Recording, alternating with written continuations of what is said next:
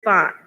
Nearly 30 years ago, as a young district attorney, I walked into the courtroom for the first time and said the 5 words that would guide my life's work. Kamala Harris for people.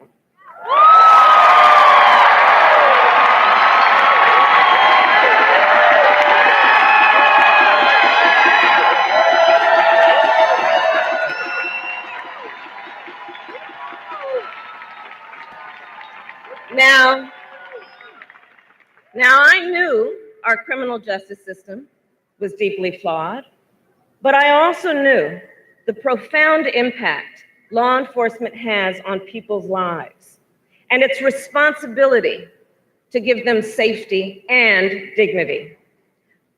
I knew I wanted to protect people, and I knew that the people in our society who are most often targeted by predators are also most often the voiceless and vulnerable. I believed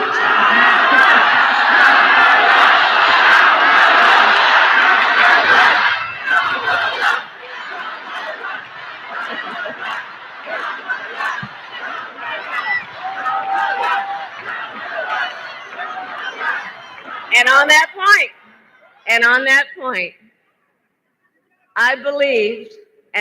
point, I believed then, as I do now, no one should be left to fight alone. Because you see, in our system of justice, we believe that a harm against any one of us is a harm against all of us. That is why when a case is filed, it doesn't read the name of the victim, it reads the people. And this is a point I have often explained to console and counsel survivors of crime, people who faced great harm, often at the hands of someone they trust, be it a relative or a bank or a big corporation. I would remind them, you are not invisible.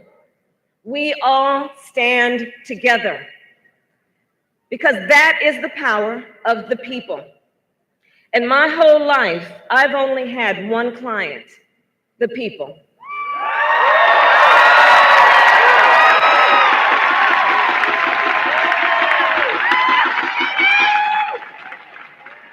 And fighting for the people meant fighting on behalf of survivors of sexual assault, a fight not just against predators, but a fight against silence and stigma.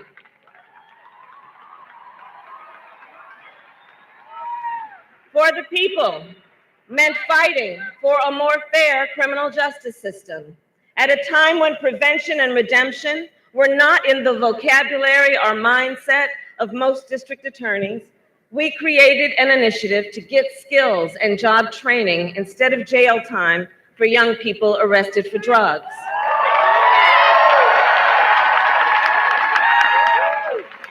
For the people meant fighting for middle-class families who had been defrauded by banks and were losing their homes by the millions in the Great Recession.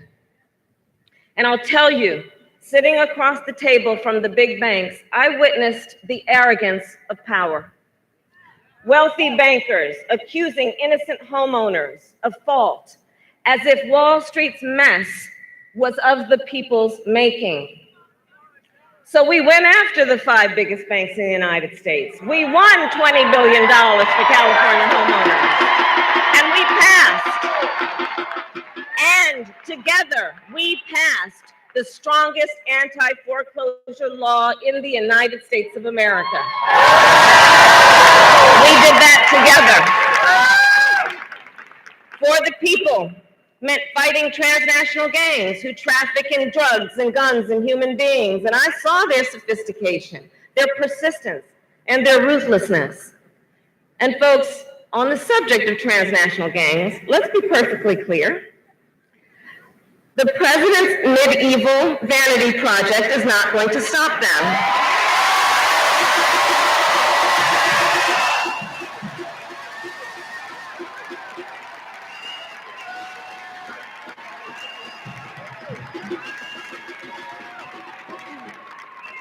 and in the fight for the people to hold this administration accountable, I have seen the amazing spirit of the American people.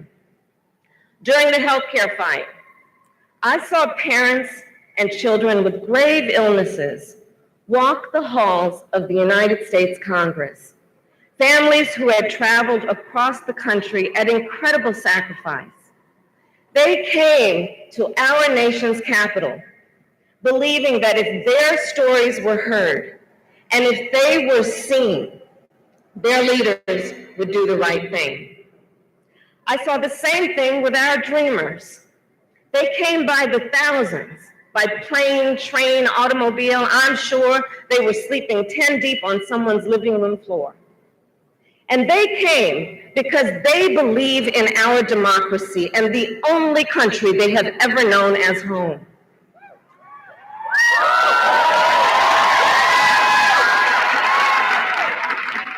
I met survivors who shared their deepest and most painful personal experiences, who told stories they had never before revealed, even to their closest loved ones, because they believed that if they were seen, that their leaders would do the right thing and protect the highest court in our land. And together, we took on these battles. And to be sure, and we've lost. But we have never stopped fighting.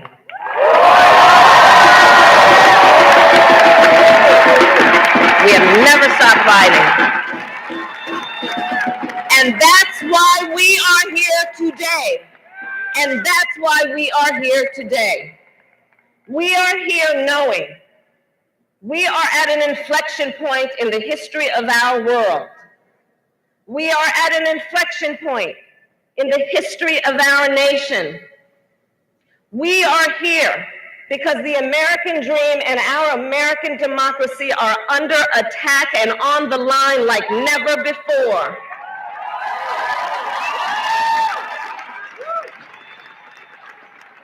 And we are here at this moment in time because we must answer a fundamental question. Who are we? Who are we as Americans? So let's answer that question to the world and each other right here and right now. America, we are better than this.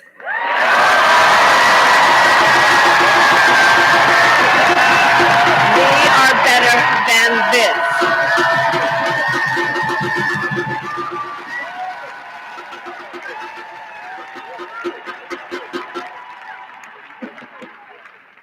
When we have leaders who bully and attack a free press and undermine our democratic institutions, that's not our America. When white supremacists march and murder in Charlottesville or massacre innocent worshipers in a Pittsburgh synagogue, that's not our America.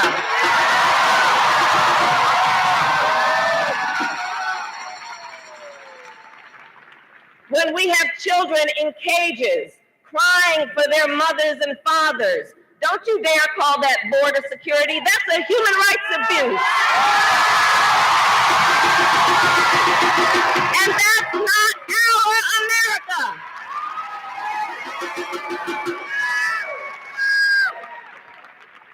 When we have leaders who attack public schools and vilify public school teachers, that is not our America.